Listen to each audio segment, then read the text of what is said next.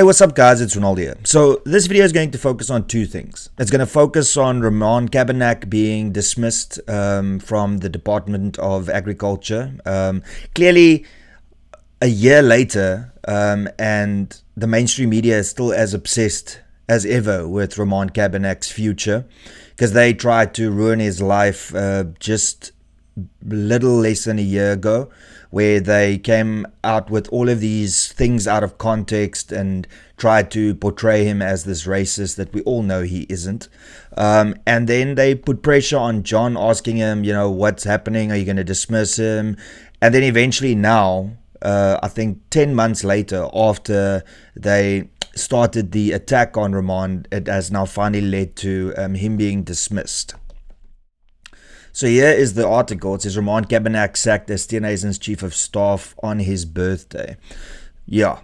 So controversial podcaster Ramon Cabanac has been fired from his position as Agriculture Minister, John TNA's chief of staff. Cabanac caused a stir both within and outside the DA with racist remarks made on social media. Not sure how it can be within the DA because he's not part of the DA, but this is once again News 24 doing what News 24 does best, which is just create sensation out of nothing. What the second part of this video is about, though, is about how News 24 has this obsession with me and will only report on the negative things that they can report on when it comes to me. Because if you look at this article with Ramon Cabanac, and by the way, I'm sure that he will take this to the CCMA and he will be victorious, because the reasons that they dismissed him is not clear, but it can't be anything that the media has said, because it's got nothing to do with his performance as an individual in that department. So I'm not too worried about the future of Ramon Cabanac. I'm sure it's going to be fine. Whether they pay him out or whether he gets reinstated in his position, I don't see another way that this is going to play out. What I do want to show you, though, is if you put in Renaldo, Gouws, I am somehow mentioned in this article about Ramon Cabanac, in which they say, in a recorded discussion with former DA MP Renaldo Gouws, there we go, there's one. And then also here at the end, Gouws was also axed from his position as DA MP due to his past racist remarks on social media. So, so they managed to get to mention me twice in an article that's got nothing to do with me, right? But then here is the backer buddy that I started for Rudolph Lekay. And as you can see, over 70,000 Rand has been raised so far. And thank you very much from the bottom of my heart. I've reached out. I've got in touch with Rudolph and his family, and they are absolutely over the moon. They are ecstatic. So thank you, thank you, thank you. I will end this campaign the end of the day, the 5th of June 2025. So thank you very much to every single person that donated. It's simply mind-blowing what you've done. And don't worry, I know that a lot of people said, this is a lot of money, but this is going towards Rudolph's future, not just his matric farewell. So it'll go towards the family and their future. Point I'm making is this was started by me. I'm not claiming that this is because of me, but what I'm saying is I started this backer buddy and everybody came to the party and donated. So this was obviously available. And then News 24 ran with the story, meet the viral matric pupil selling 2 Rand sweets at a taxi rank to pay for his matric ball. So here they talk about the funds that have been raised. His financial target was at least 10,000 Rand by September. They tell the story again. And then in this, they mention how News 24 readers have come to the fore. Like one person from overseas donated 5,000 Rand, and big ups to that person. And big ups to everybody here that has raised funds from the News 24 side. Now, once again, if I press Control F and you put in Renaldo, there's nothing, as you can see there. If I put in Gouws, nothing. If I put in back buddy, Buddy, nothing. So they wrote this story this morning.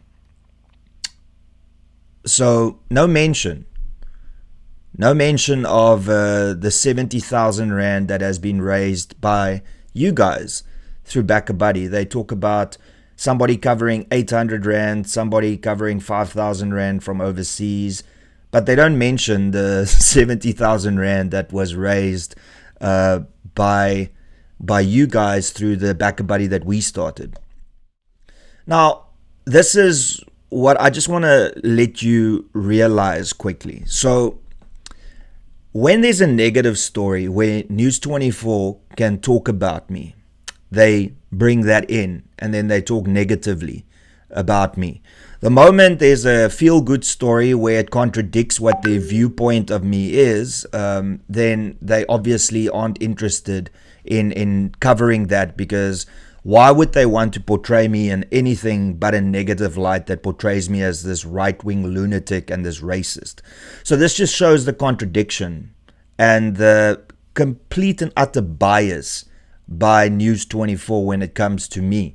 Now, if this happens to me, imagine about what about other people? What about Ramon Cabanac? What about Aaron's Roots? What about AfriForum, Solidariteit, Chris Wyatt? All of these individuals, it's always negatively portrayed by the media. And if you are going, oh, but Renaldo, like News 24 might not have known that you were doing this BackaBuddy. Oh, well, yesterday this happened. So sorry, I don't know. It's zooming in. So I've saved it as Kakpraat 24 journalist. Yesterday, this person reached out to me and said, "Hi Renaldo, this is journalist at News 24. I came across your BackaBuddy campaign for Rudolph Lekay and saw that more than 50,000 has been generated for him. I have some questions for you, please. All right. I'm very curious to know if you have at all reached out to the family asking if you could set up the campaign on their behalf." Like, whoa, okay. Not well done on raising so much money, and now it's already coming down to like, did you do this? Did you do that? I thought we are raising funds to assist somebody, not that I am being interrogated here for my intentions. But anyway, are your followers aware that you may or may not have reached out to the Lekay family? I mean, wow. What do you plan on doing with the funds generated? Well, I don't know, maybe I'm just going to keep it for myself. Like, I mean, what stupid question is that? Whose bank account will the money be paid into? Do you see like the line of questioning that is asked here? Like, I mean, clearly the News 24 journalist is like, we can't write a good story about you, so let's try and like trap you. I can't click on read more because this is a screenshot, but let me just check. Let me fill in the gap of what the extra thing that was said. Whose bank account will the money be paid into? And then, kindly could I receive a response by 3 p.m. today, 4 June 2025 from you, please? That is what was added to the little piece over there. So I'm not going to redo all of this. And then I said, hi, blank. Let me just make this smaller. I said, my friend from Cape Town sent me the Facebook video of him as well as the Cape Town etc. article, and I was inspired to help him raise funds. I did not reach out to the family before doing the fundraiser, but have since spoken to Rudolph. The funds will be transferred directly from BackaBuddy into the account Rudolph provides. My followers are aware that I didn't reach out to him before setting up the fundraiser. Thanks. And then here we go again. Hi Renaldo, thank you for the response. Rudolph does not have a cell phone. The only way anyone can speak to him via phone is through his mom's phone. Is that who you perhaps called to speak to him? You see, now it's trying entrapment. Trying to say, oh, but we know that he does not have a phone. I mean, so I just said, I phoned the school and asked them to share my number with him. The school then phoned me back and I spoke with him. He provided his mom's cell phone number. Would you like for me to confirm his mother's cell phone number? Because this is starting to sound like an interrogation. And then the person said, it's not an interrogation at all. The mother and son said you did not contact them. They also said they had no idea there was a BackaBuddy account, nor did they give permission for it to be used. Yeah. Do you see the line of questioning that's going on here? Anyway, so then I responded to that by saying, I saw the video on Facebook, then Googled him and found the Cape Town, etc. article. I then created a BackaBuddy as I was inspired to help this young man. I always knew that I would get his contact details, so launched the fundraiser and the video. The reason I didn't contact his mother was because he is 18 years old, so I could discuss it with him as he is the one that will be receiving the funds. I didn't ask for permission because he was already sharing his story publicly, and I thought that I would surprise him with the funds raised. The response then was, alrighty. I also responded then and said, I also sent you an email last night asking if you would share his details with me. After no response from you, I called the school and I spoke with him. The response then was, I'm sorry, I did not receive an email. I've been responding to almost every email I got today and yesterday. So then what I did is I said his mother's number ends with 1744, which was confirmed. But then I sent this person proof that I did send an email and that I did ask for the number, as you can see here. And then the response was, oh, that's correct, yes, to the previous one. And then, geez, I must have missed this. I'll scan my emails again. My apologies for not responding. Do you know when you'll deliver the funds to the family, perhaps? Long story short, you can clearly see the type of discussion and the type of questions asked, into whose bank account will it pay? Why did you not ask for permission? And then, so this was yesterday, and the story by News 24 was launched today. So, So negative story about Renaldo Gouws, well, not even about Renaldo Gouws, a negative story about Cabanac manages to drag me into it. A positive story about funds raised, and not doing it for any other reason than just to ask, if you are going to write a story about funds raised for somebody, are you going to include the most amount of funds raised, or are you going to completely ignore it and only focus on funds raised that suits your narrative? So I'm not here to make a scene out of the funds raised. I'm very happy that News 24 did this, that they raised funds, and even that they didn't mention me, that's fine.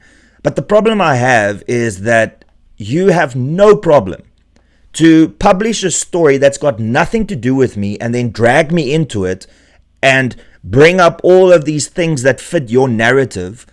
But the moment you also know that I'm involved in a feel-good story, you completely ignore my existence. Now, please tell me if that isn't bias right there, and if it isn't completely unacceptable for them to have this bias. Because at what point do you go, hey, listen, perhaps we need to also talk about the good things Renaldo has done? No, News 24 hates me. And this is very, very clear. They despise me. And you just need to look at this example. And I really do not want to make this whole story about me, because this story is about an amazing human being called Rudolph Lekay that has gone above and beyond to assist himself and his family. And I'm very happy for that. But what pisses me off is when mainstream media reports with this bias, and then they have no issue to bring you into negative things. But when it's positive things, and they've interacted with you, and that they know that there's a BackaBuddy, they know that the community of Renaldo Gouws raised this amount of money, then they don't even mention that. So, I mean, it's absurd is what it is. But I just wanted to share this with you to show the double standards when it comes to reporting on anything in South Africa. If they are this biased towards me, who's this insignificant person, what are they doing with the higher ups? What are they doing with people that they are writing stories about, where you also just get the one side of it? And that is why I always say, you don't hate mainstream media enough. Because even with something as small as this, they will completely exclude you out of the good news story. But hey, they will talk about you if they can talk cock about you. Be careful of mainstream media, ladies and gentlemen. But then again, Thank you to all the funds raised. It's greatly appreciated and well done. The Voortrekker community, once again, just shows how absolutely amazing they are. Thank you very much for that. And then to Ramon Cabanac, keep your chin up, my friend. You will beat this. You will defeat this. And ultimately, you will also show mainstream media what exactly they are. A complete and utter failure when it comes to reporting on accurate news in South Africa. And that's pretty much all I got to say. Thank you so much for tuning in. Please be sure to smash that like button. Please be sure to subscribe. Please share this video far and wide. If you want to showcase a clear double standard when it comes to reporting on news and when you include and exclude people, yeah, please do so. And if you support me on my channel, then please consider becoming a member. You can do so by clicking the join button below. And that's pretty much all I got to say. Till later. Cheers and peace out.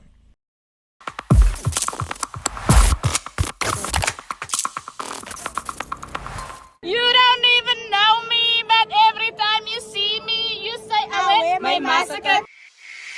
You don't even know me, but every time you see me, you say I wear my massacre. I wear my massacre. You don't even know me, but every time you see me, you say I wear my massacre. I wear my massacre.